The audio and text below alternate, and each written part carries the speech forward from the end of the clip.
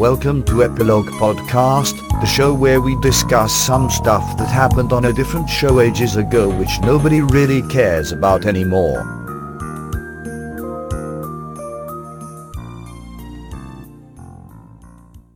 Hi, I'm Portponky. And I'm LeBloc. Today, we're discussing Farscape, Season 3, Episode 18, Fractures.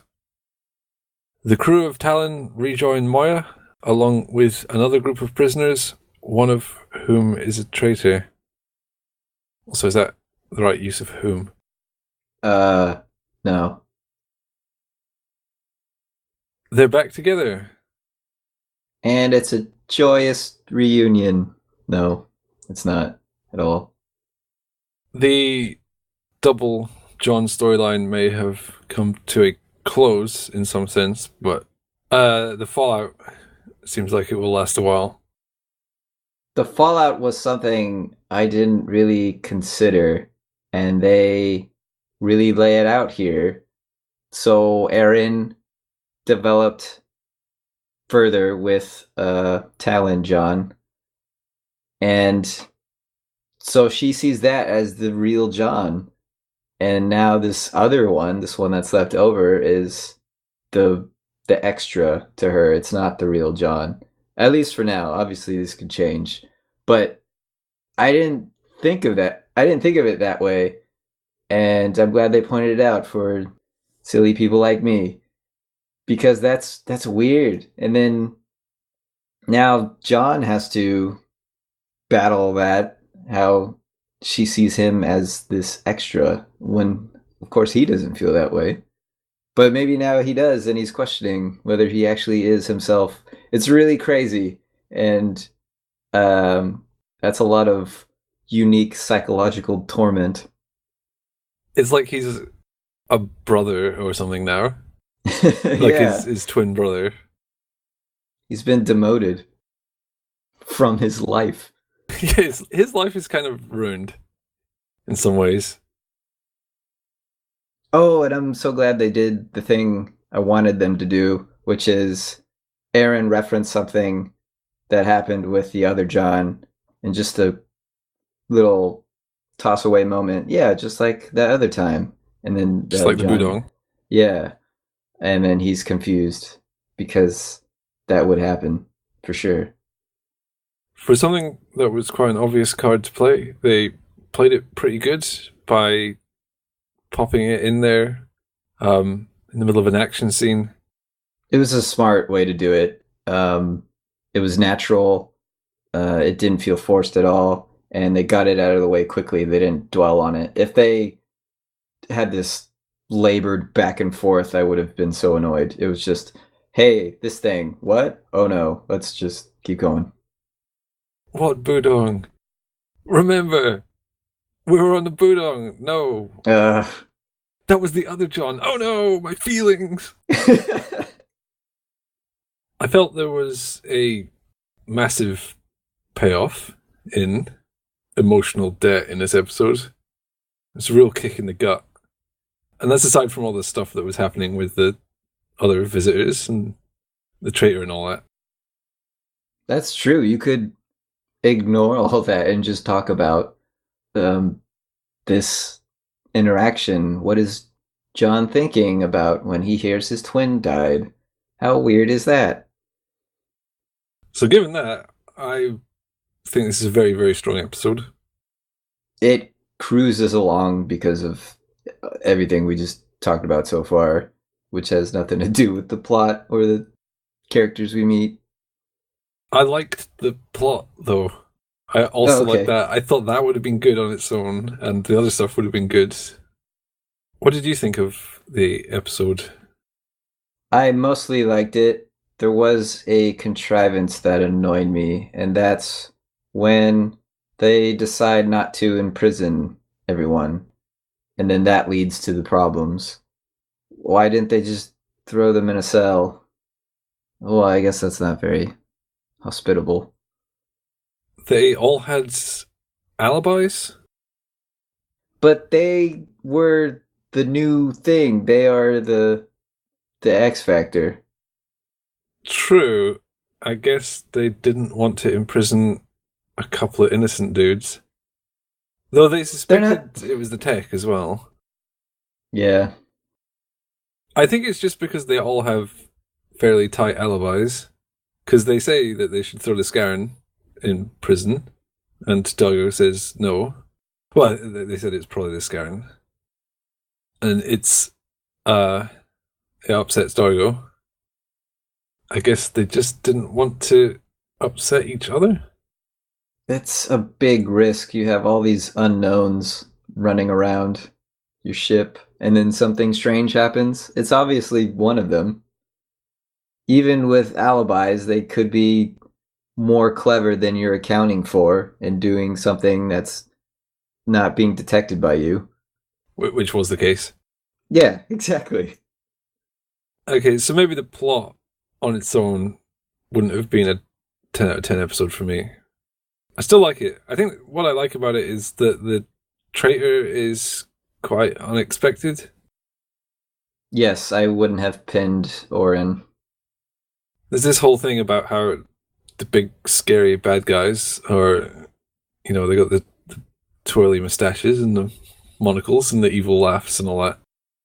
And then Farscape does a fairly good job, and a lot of shows do a good job of trying to subvert that. I basically suspected everyone but Orin. Yeah, this episode does it better than most things because all the characters are weird and suspicious. You just don't expect the Hynerian to be actually competent at this kind of thing.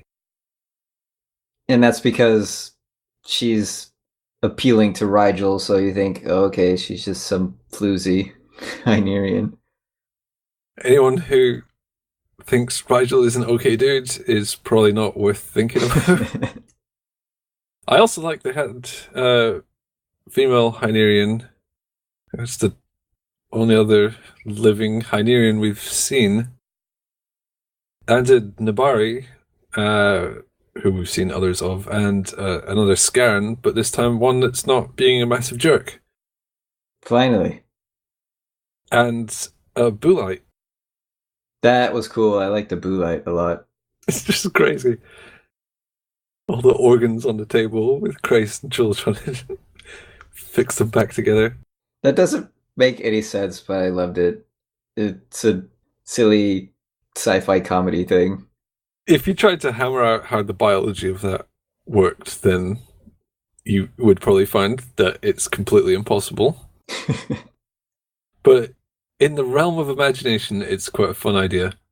It's a fun idea, and it works well as a ticking time bomb for the traitor, because the more they put together, closer they get to hearing who the traitor is.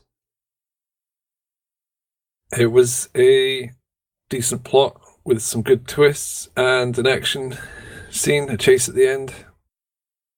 Oh yeah, the end. The tech had Jewel and Krace right in front of him, unarmed, and he missed them. He's a horrible shot. He missed about 1,000 times. They didn't need to duck for cover. I'm pretty sure they could have just stood there. They increased their odds of getting hit by moving, probably. There was lots of bits of exploding Boolite flying everywhere. So he hit the Boolite. He can hit stuff, just not if he's aiming for it. I like how Jewel screamed, and then more bits fell, and then Jewel and Grace both screamed. Chiana predicted someone got shot. And John is aware of this power, we know now. Is that much of a prediction? Yeah. People get shot all the time on Moya. Oh, a bunch of new people. Well, yeah, probably some, maybe even all of them will get shot. That's a safe bet. I felt bad that Ybarra died. I liked their character. Is that the Nabari? Ybarra, yeah, I can't remember what pronoun they used, if any. That androgyne. Androgen, what was the word? I don't remember. Androgen, that's the word. How dare you not know Nabari pronoun preferences? They don't put stuff like that in shows very often. Maybe more nowadays, but it's rare to have. It's still stood out to me, even though it's more likely now. To have a character who, I mean, I want to put labels on people, but I'm gonna anyway. Who was she was intersex, I think. That might be the wrong term, but yeah, that was appropriate of her character, but that was not what the episode was about. In fact, that was really a side note. So it didn't feel very tokenizing. It wasn't merely hinted at either. It was made clear that this is the case. Yeah. And she's a real character, and the episode wasn't about that. It was used as sort of a bonding moment because Chiana knows anyone like what's her name? Hubara? Yeah. Or yeah, something like that. The spelling is like Hubero, but they said it like Yubara on the show. Anyone like her isn't supposed to live, and so she has been an outcast her whole life, and Chiana can sympathize with that. The whole outcast deal. Oh well, she died anyway, so that's that. Did the Scarran die? No idea. I don't think they did, because they were like getting up from the bed when that guy was shooting everywhere. I would certainly welcome a Scarran on the crew. That would be awesome. I guess. You don't think so? They're talked about as if they are supreme badasses, but they get wrecked all the time. Do they get wrecked all the time? The only one that got, like, wrecked, let's say, was the one that went on Talon and got shot with a gun. And the one that imprisoned Scorpius. She got stabbed in the eye and frozen. Yep. Or overheated. Oh, yeah, frozen. Overheated? One or the other. Some extreme temperature demise. Frozen. It'll be frozen, because Scarrans are heat boys. Usually they have to put considerable effort into wrecking Scarrans. Fine. I guess it would be cool. They're fairly badass. There's a tendency for shows to have super badass guys that just repeatedly get beat up until they just get beat up to show that someone else is badass. I'm, of course, talking about Lieutenant Worf in Star Trek, who always gets punched out just to show that another guy is tough. Generally, that hasn't happened with Scarrans. They're quite hard still. This guy got assassinated and then repeatedly shot by another guy. I do like that he's a good Scarran. They're not just all mindless, evil people. It seemed somewhat like he was only like that because he'd been medically sort of had his heat thing amputated. So he gave up on life because he couldn't be evil? He can't just storm in, use the heat weapon on everyone, and take control of the ship. But it seemed like that's what he would be doing if he still had the heat gland. Wouldn't you if you had a heat gland? No. You can't let a heat gland go unused. I guess. It's always good to exercise your glands, but... You don't want to get backed up. I have empathy. I wouldn't just run around taking over things. You would be a bad Scarran. I'm okay with that. John left a message for John. And Aaron overhears. Which is overshadowed by John's super exciting announcement that he's going to fight Scorpius. That's a suicide mission. So that scene at the end when John says, "Who's with me?" In a lot of shows, it would have started with one person and then another, and then they all would have gone over. But they didn't. It's just Aaron and Grace thought it was a good idea. The rest of them were not that fussed. There's no way Rigel would think that's a good idea. Well, he might think it's a good idea, but not for him. Yeah, he's not a participant. But what if they need someone to squeeze through a tiny gap somewhere? Then they're screwed.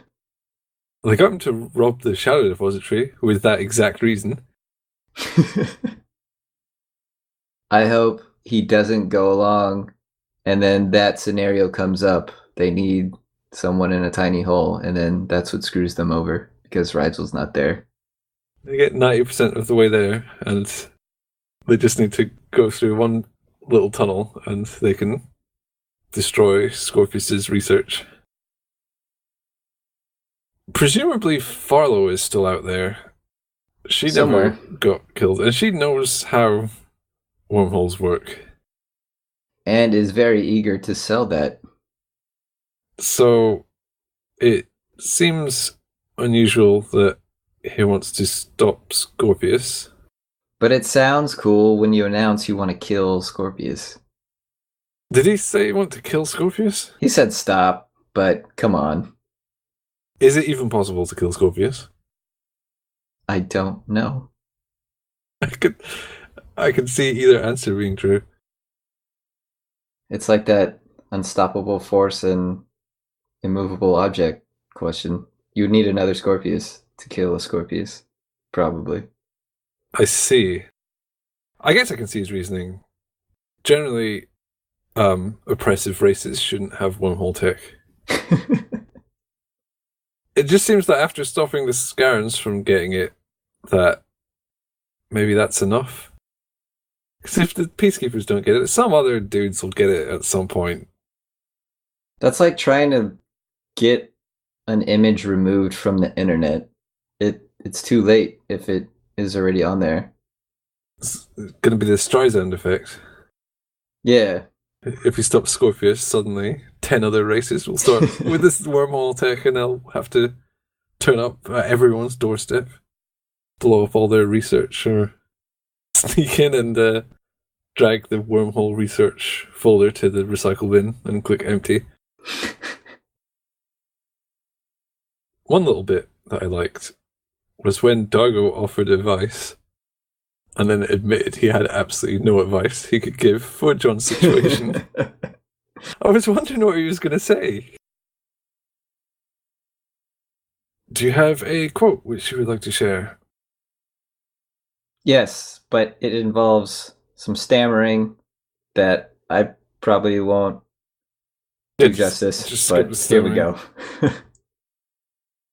When I was growing up, I was told about androgens, but they were always taken right after birth. I never met one. At least you didn't think you ever did. It makes you think, doesn't it? There could be androgens all over the place. It could, yes. You could have met exclusively androgens. It does make me think, though. It's always good to get a reality check.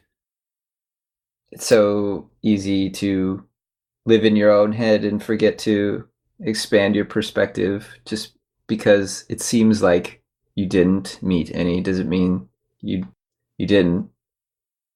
I really like how strong this episode was on this front, despite the episode not being about that, which is good. I like that the episode wasn't about this stuff.